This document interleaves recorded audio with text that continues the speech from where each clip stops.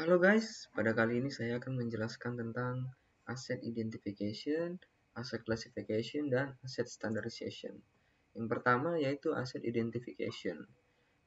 Dalam sebuah perusahaan atau seorang IT manajemen harus mengetahui apa saja hardware dan software yang digunakan, dan dia harus bisa mengkonfigurasi sesuai yang dibutuhkan perusahaan. Nah, berikut adalah komponen-komponen yang harus diketahui oleh seorang IT manajemen. Yang pertama yaitu hardware. Nah, seorang IT manajemen harus mengerti hardware apa saja yang akan digunakan dan harus bisa mengkonfigurasinya. Yang kedua, sistem operasi. Ini contohnya seperti Windows atau Linux, dan seorang IT manajemen harus bisa mengoperasikan sistem operasi tersebut. Yang ketiga, hardware network. Itu contohnya seperti LAN atau SFP.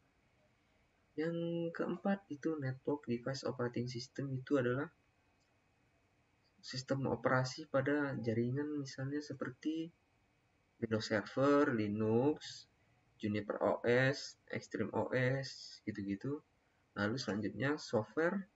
Ya, seorang IT manajemen harus mengerti bagaimana mengoperasikan dan mengkonfigurasi dan mengerti menu-menu yang ada di software tersebut.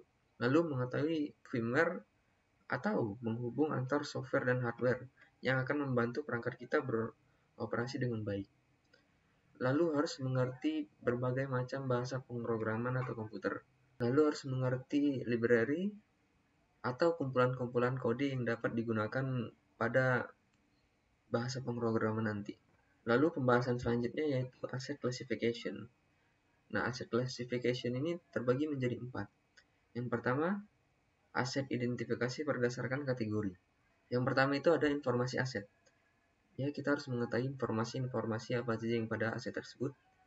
Kita harus mengetahui softwarenya dan kita harus mengetahui perangkat fisiknya seperti apa saja yang digunakan, lalu ada service atau pelayanan after sales-nya. Nah, lalu step yang kedua yaitu asset accountability. Itu ada 2. Yang pertama mengidentifikasi owner untuk semua informasi asetnya. Yang kedua yaitu mengidentifikasi owner untuk semua aplikasi yang digunakan. Nah, kriteria yang ketiga yaitu berdasarkan skema klasifikasi. Itu ada 4. Sebenarnya ada 5, cuman saya satu lagi kurang mengerti. Yang pertama, confidentiality atau aspek yang menjamin kerahasiaan data atau informasi. Yang kedua adalah value. Itu adalah nilai atau kelebihan dan kekurangan pada software atau hardware yang kita gunakan. Yang ketiga adalah waktu, apakah software atau hardware tersebut dapat digunakan dalam jangka waktu yang lama. Yang keempat adalah access right. Itu adalah menentukan aksesnya apakah bisa sesuai dengan yang kita butuhkan.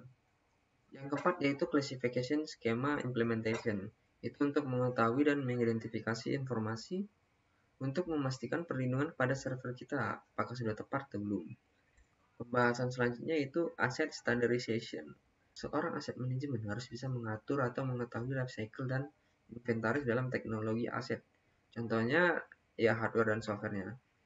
Sebagai seorang IT asset management, sebuah perusahaan harus menentukan spek standar aset untuk memenuhi kebutuhan pada kriteria yang kita butuhkan. Standarisasi aset mengidentifikasi spek hardware dan software produk untuk mensupport dan digunakan pada perusahaan.